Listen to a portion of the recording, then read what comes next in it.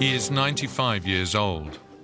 A few days before the 70th anniversary commemorations, Józef Paczynski spoke with journalists about his years in captivity. He was number 121 of more than 700 young Poles that made up the first shipment of slave laborers to Auschwitz. Camp Commander Karl Fritsch welcomed them personally. I've never forgotten his words. I was standing in the front row, and this is what he told us. You have no idea where you've ended up. This is no sanatorium, it's a German concentration camp. Your life expectancy here is 3 months at the most. Priests and Jews will be dead within 6 weeks. If one can speak of good fortune at Auschwitz, Paczynski seemed to have it. He was put to work as a barber for SS officers. One day he was invited to the senior commander's villa to cut his hair.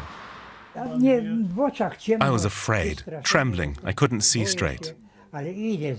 His wife escorted me to his bathroom on the first floor. Then Rudolf Höss entered. He never said a word, simply took a seat, and I began. I'd seen him before in the barber shop and observed how my predecessor cut his hair. I did the same. Paczynski became Höss's personal barber and so survived 5 years at Auschwitz.